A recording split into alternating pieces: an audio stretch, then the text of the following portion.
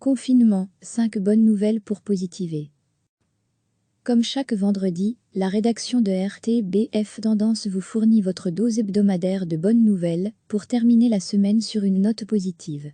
Voici 5 infos aperçues cette semaine qui remontent le moral. Suite aux mesures de confinement, le trafic maritime a largement diminué et les océans se sont fait plus calmes. Les chercheurs ont en effet remarqué une baisse importante de la pollution sonore liée au passage des navires, qui rendent habituellement les océans très bruyants.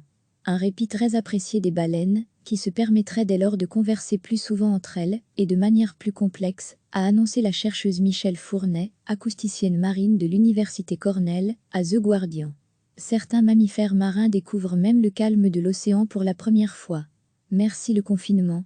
Notre capitale risque bien de devenir de plus en plus verte, et c'est tant mieux.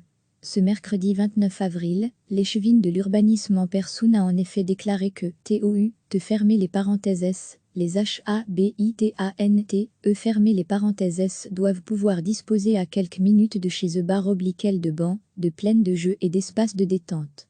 Bruxelles a vraiment besoin de plus d'arbres, y compris dans les rues et sur les places. Le hic, c'est que le sous-sol bruxellois est constitué d'un vaste réseau enchevêtré de lignes de services en tout genre, gaz, eau, électricité, télécom, lignes de métro, tunnels ferroviaires, stations de haute tension, etc. Un bureau d'études va donc lancer, d'ici 2 semaines, une vaste opération, celle de cartographier le sous-sol du quartier européen et le bas de Lacan afin d'indiquer où il y a assez d'espace pour que les racines des arbres puissent se développer et ensuite intégrer de nouveaux arbres partout où cela a du sens. Si ce projet pilote rencontre du succès, il sera étendu à l'ensemble de la ville de Bruxelles. C'est l'une des conséquences du confinement. Depuis un mois, le nombre d'animaux tués sur les routes par les véhicules a diminué de façon vertigineuse. La réduction du trafic a un impact non négligeable sur la survie de ces animaux, analyse Jean-Sébastien Rousseau-Piot, de Natagora. C'est d'autant plus spectaculaire que nous sommes en pleine période de dispersion des jeunes individus qui quittent leurs parents pour trouver un territoire. Il indique que la survie des jeunes de cette génération se remarquera dans les prochains mois, mais pourrait aussi avoir des répercussions positives à plus long terme sur les espèces. Les Belges ont su faire preuve de solidarité en ces temps difficiles, et les initiatives citoyennes ne manquent pas depuis le début de ce confinement. La preuve encore en ce début de semaine, avec les initiatives citoyennes Fêtez-votre-masque-buccal.be et ImpactDay.co qui ont lancé l'opération Dièse Action nationale de couture. Le but ? Mobiliser toute la Belgique pour fabriquer ses propres masques buccaux. L'action permettra ainsi de fournir à tout le pays des masques faits maison via des points de collecte officiels qui les distribueront. On peut aussi bien évidemment en fabriquer pour ses amis, sa famille et ses voisins grâce aux patrons approuvés par les virologues disponibles sur leur site internet, à réaliser avec ou sans machine à coudre. La situation s'améliore en Italie, et Venise commence déjà à tirer les leçons de cette pandémie, notamment en ce qui concerne le tourisme de masse. Pendant 50 jours, Venise n'a pas croisé un seul touriste, et cela a eu un impact considérable sur son écosystème. Les 70 000 habitants de la ville ainsi que les autorités locales veulent désormais que les choses changent et désirent se diriger vers un tourisme moins agressif, plus intelligent, plus durable et plus lent, basé sur des quotas. Une bonne nouvelle pour la flore et la faune de la superbe lagune de Venise, qui ont repris leurs droits pendant ce confinement.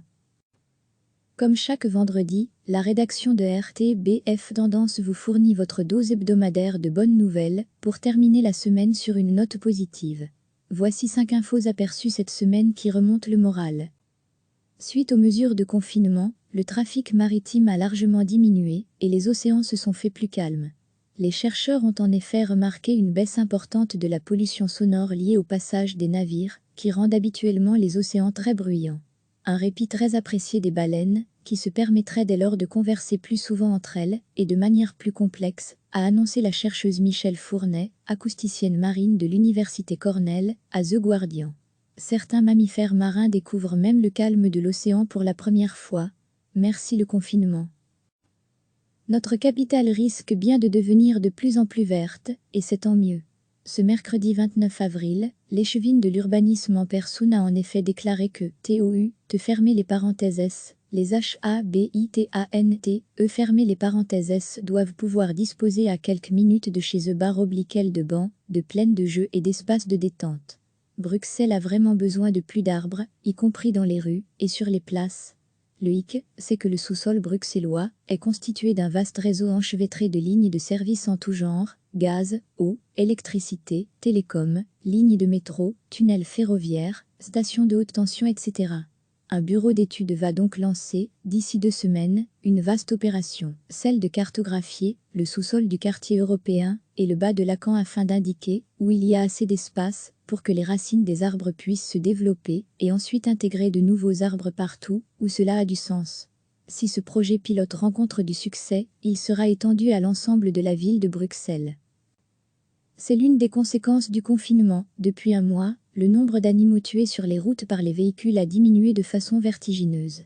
La réduction du trafic a un impact non négligeable sur la survie de ces animaux, analyse Jean-Sébastien Rousseau-Piot, de Natagora. C'est d'autant plus spectaculaire que nous sommes en pleine période de dispersion des jeunes individus qui quittent leurs parents pour trouver un territoire. Il indique que la survie des jeunes de cette génération se remarquera dans les prochains mois, mais pourrait aussi avoir des répercussions positives à plus long terme sur les espèces. Les Belges ont su faire preuve de solidarité en ces temps difficiles, et les initiatives citoyennes ne manquent pas depuis le début de ce confinement. La preuve encore en ce début de semaine, avec les initiatives citoyennes Fêtez-votre-masque-buccal.be et ImpactDay.co qui ont lancé l'opération Dièse Action Nationale de Couture. Le but ? Mobiliser toute la Belgique pour fabriquer ses propres masques buccaux. L'action permettra ainsi de fournir à tout le pays des masques faits maison via des points de collecte officiels qui les distribueront. On peut aussi bien évidemment en fabriquer pour ses amis, sa famille et ses voisins grâce aux patrons approuvés par les virologues disponibles sur leur site internet, à réaliser avec ou sans machine à coudre. La situation s'améliore en Italie, et Venise commence déjà à tirer les leçons de cette pandémie, notamment en ce qui concerne le tourisme de masse. Pendant 50 jours, Venise n'a pas croisé un seul touriste, et cela a eu un impact considérable sur son écosystème. Les 70 000 habitants de la ville ainsi que les autorités locales veulent désormais que les choses changent et désirent se diriger vers un tourisme moins agressif, plus intelligent, plus durable et plus lent, basé sur des quotas. Une bonne nouvelle pour la flore et la faune de la superbe lagune de Venise, qui ont repris leurs droits pendant ce confinement. Cliquez sur s'abonner pour recevoir les dernières nouvelles.